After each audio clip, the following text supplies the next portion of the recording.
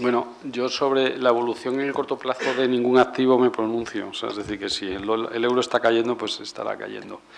Es decir, que los movimientos en el corto plazo no me pronuncio porque yo no soy un analista técnico, me explico. Entonces, todo lo que le dijera, pues, sería mentirle o acertar, por casualidad.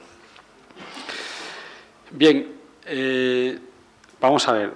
El gran problema que tenemos con el Banco Central, me va a permitir usted que haga una perífrasis para responderle, es que nos hemos encontrado por primera vez con un Banco Central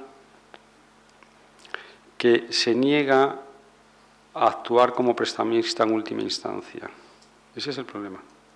Es decir, vamos a ver, en el sistema bancario que tenemos, ¿no?, cuando un banco tiene sus activos valen más que sus pasivos, pero tiene una retirada importante de pasivos y entonces tiene que liquidar rápidamente los activos, ¿no?, para evitar que esos activos se malvendan, llega el Banco Central y le presta el dinero, le anticipa el dinero.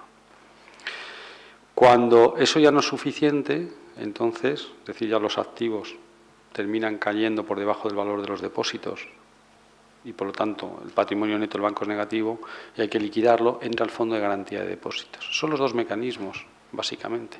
El Banco Central le pone la liquidez para que usted no tenga que malvender y aguante la racha, y cuando usted ya da lo mismo que malvenda que no, porque sus activos liquidados no darían para pagar, pues entra al Fondo de Garantía de Depósitos. El Banco Central Europeo pues tiene una actuación extraña, porque tal vez por ese control alemán no actúa como debiera actuar un banco central al uso. Yo no defiendo este sistema bancario, o sea, soy muy crítico con él, pero oiga, si lo monta, móntelo con todas sus consecuencias, ¿no? O sea, un sistema de emisión de moneda sin respaldo, tiene que haber un banco central que respalde a los bancos, si no, no funciona. Claro, finalmente yo creo que el Banco Central va a inyectar la liquidez, la va a inyectar. ¿Por qué creo que la va a inyectar? Bueno, pues porque en este sistema absurdo de liberalismo soft, ¿no?, que tenemos, o de libertad de mercado a ratos, lo que no se va a permitir es que las entidades, algunas entidades o algunos estados, tuvieran que llegar a hacer quitas o pedir quitas a sus acreedores. O dicho de otra manera, la política de la señora Merkel, que puede parecerles a algunos razonable o es austera, tal cual, pues adolece de una cosa. Y es que, mire usted, si usted aplica mercado de verdad, a veces los acreedores no cobran. Y los acreedores son alemanes. ¿Me explico? O sea, y yo que, por ejemplo, que soy muy partidario de las soluciones de estas de mercado así a lo bruto y tal, sin anestesia, pues oiga, pues a lo mejor tienen que cerrar entidades, que liquidar activos, que no recibir apoyo del Banco Central Europeo, porque eso, no hay cosa más peligrosa que un Banco Central, no lo duden, es un instrumento del diablo. Bueno, lo que tendría que hacer el Banco Central es dejar de meter liquidez, dejar caer a los bancos que tengan que caer, oiga, y si los acreedores no pueden cobrar, que no cobren. Los depósitos, más o menos, estaban garantizados, aunque parecía mentira. Con el activo de los bancos, los depositantes normalmente cobrarían, y si no está el fondo de garantía. Pero, oiga, otro tipo de acreedores, subordinados, tenedores de bonos, etcétera, pues que no cobren. Pero como yo no creo que queramos llegar a eso, porque nos gusta el mercado asimétrico, o no nos damos cuenta de que en el mercado a veces los riesgos se concretan, o dicho de otra manera, oiga, si toda la teoría del mercado es que uno asume riesgos y por eso le pagan un interés, también tiene que darse cuenta uno de que a veces los riesgos se concretan y se producen los impagos y las inversiones salen mal. Entonces, si no estamos dispuestos a aplicar el mercado hasta sus últimas consecuencias a los bonistas alemanes, pues entonces finalmente no habrá más solución que el Banco Central afloje la mosca, meta liquidez, y si esas son las expectativas, pues lógicamente el euro se tiene que depreciar. O sea que yo en el largo plazo sí creo en una depreciación del euro, igual que creo en una depreciación del euro respecto del oro y del euro respecto del dólar. Del dólar respecto del oro también. Las monedas las veo, todas las monedas las veo bajistas respecto del oro, ¿no? Y el euro bajista respecto del dólar, ¿no? Yo quería añadir algo, una vez más, comparto con Rubén el hecho de que un economista no debe, y un analista financiero desde mi punto de vista tampoco, decir, usted en función de la enfermedad que le he detectado se va a morir dentro de un mes, 3 días, 2 horas y 2 minutos. Hay muchos economistas que desgraciadamente se lanzan en ese terreno, no son adivinos. Bien, dicho esto, es verdad que hay fórmulas que permitían, vuelvo a repetir, hacer ciertas previsiones de tendencia. Hoy en día, desde el punto de vista divisas, nosotros en mi empresa, donde hacemos lo que se llama en inglés asset allocation, es decir, que el patrimonio de las familias que vienen a vernos en función de las discusiones que tenemos con ellas, pues le decimos, pues en función de lo que nos habéis contado, un porcentaje sobre esto, un porcentaje, y utilizamos el oro, es decir, utilizamos divisas, pero últimamente hemos dejado de hacerlo porque nos hemos dado cuenta que las fórmulas que nos funcionaban hasta hace aproximadamente 2 años ya no funcionan. Y hemos empezado a estudiar el porqué. Y el porqué es que la relación, antes se podía estudiar relación dólar-euro, pero descubre uno que esa relación está muy impactada por el yuan, por el yen, es decir, otras decisiones que se toman en otros lugares impactan enormemente y también con respecto a los temas energéticos, el petróleo. Sinceramente, desde nuestro punto de vista, el que pueda hacer, digamos, unas previsiones a corto, medio, a largo, estoy de acuerdo que hay una tendencia que parece que va a ser esa, es muy difícil. Y quería añadir que con respecto a la relación Alemania-Banco Central Europeo, no tengo información privilegiada, pero sí tengo, por mis anteriores funciones, pues contactos con personas que trabajan tanto en el Banco Central Europeo, que son personas discretas, no dicen secretos, pero bueno, una conversación así. Normalmente, tras las elecciones alemanas que tendrán lugar el año que viene, el Banco Central Europeo podrá quizá hacer cosas que hasta ahora no hace.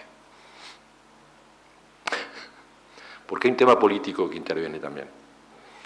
Todos sabéis que las estadísticas de las encuestas en Alemania, la señora Merkel ha perdido 4 Länders ya, y que normalmente da que en la medida en que se mantenga en esta posición, porque como saben ustedes también, los alemanes tienen un miedo a la inflación, porque lo han vivido en sus propias carnes, impresionante, y entonces esos parámetros mezclados harán que una vez que las elecciones tengan lugar, pues se quite un poco la brida. Esto no tiene nada que ver con realidades económicas, muchas veces es solamente decisiones políticas. Los alemanes actualmente considerarían que si el Banco Central Europeo se pone a hacer lo que ha hecho la Reserva Federal y a poner la máquina a inyectar liquidez, pues que la inflación va a subir y que ellos normalmente sus precios van a subir y que entonces van a vender menos, en fin, lo clásico. No, bueno, lo de que el oro ahora tiene un mejor tratamiento a efectos de recursos propios en Basilea III, ya tenía un tratamiento extraño, ¿no?, en Basilea II como riesgo de cambio, ¿no?, porque resultaba que como riesgo de cambio era una moneda, pero era la única moneda que se consideraba descorrelacionada respecto de todas las demás. Es decir, se permitía la compensación de riesgo entre monedas, pero no se permitía con el oro. Lo que demostraba que ya Basilea II se daba cuenta del gran valor que tenía el oro, puesto que su consumo de recursos propios por riesgo de cambio era al margen del resto de divisas. Pero el tema de volver a un patrón, yo no lo sé, pero sí me gustaría aprovechar tu pregunta para meter una cosa. ¿Por qué soy partidario de un patrón? Yo no soy partidario ni del oro ni de la plata. Soy partidario de un patrón. Es decir, soy partidario de que cuando un banco me da un billete, yo pueda ir al banco y que me dé algo que yo pueda consumir. ¿Me he explicado? O sea, me da lo mismo que me dé oro o plata, que el patrón, el respaldo, sean barriles de petróleo, ¿me explico? O cereal.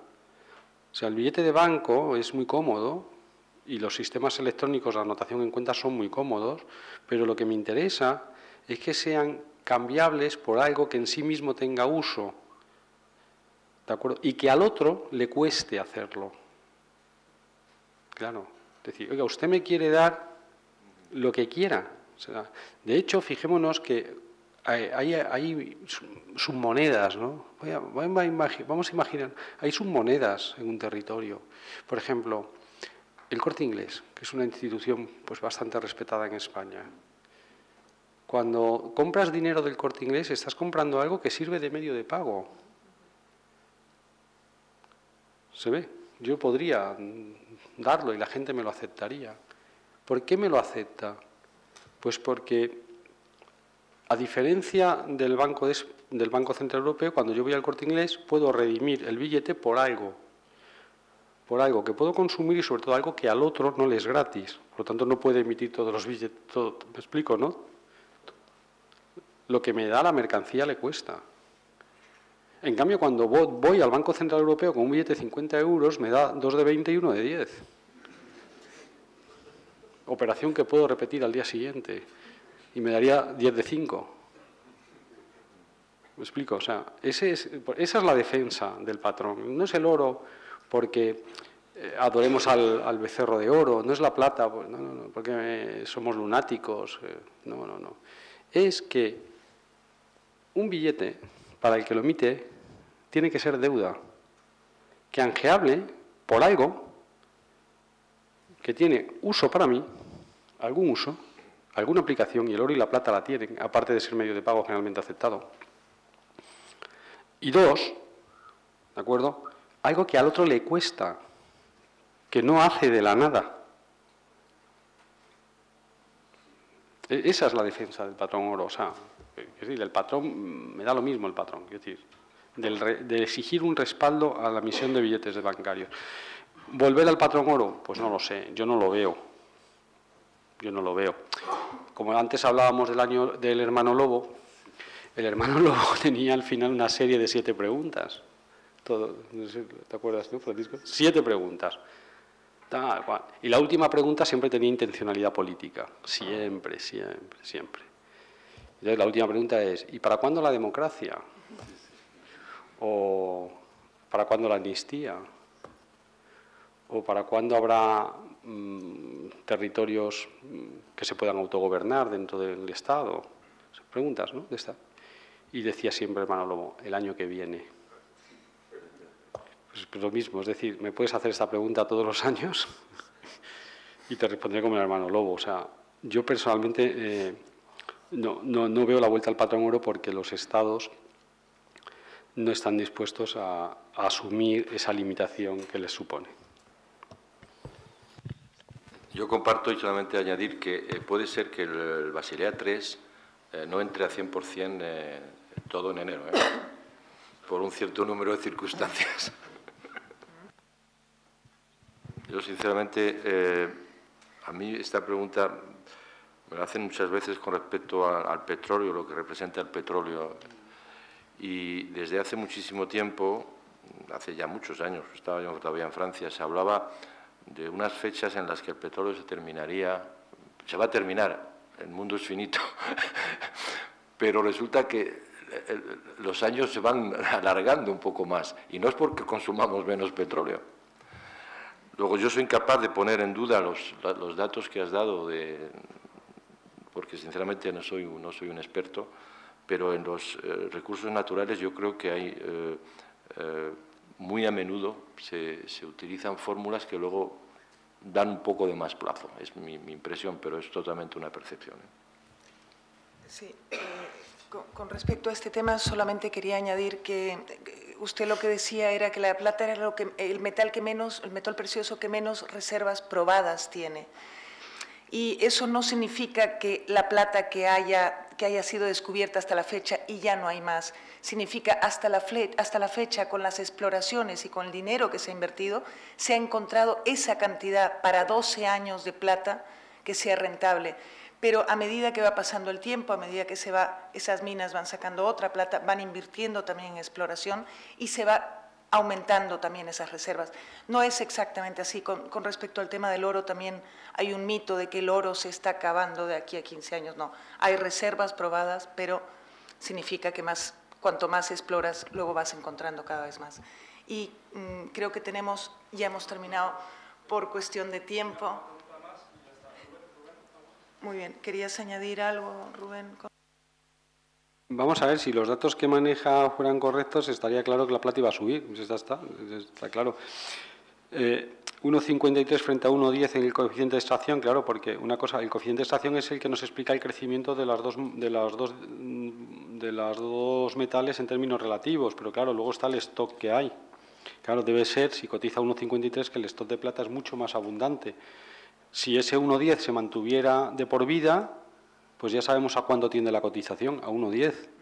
Pero claro, el hecho de que las reservas que tengamos ahora mismo, reservas bajo suelo que tengamos localizadas, estén a 5 kilómetros, lógicamente, tanto en cuanto la plata se aprecie respecto del oro, se incentiva a bajar más. De acuerdo, muchas minas que no eran rentables ahora son rentables, porque a las minas las pone en rentabilidad el precio que toman por encima de suelo.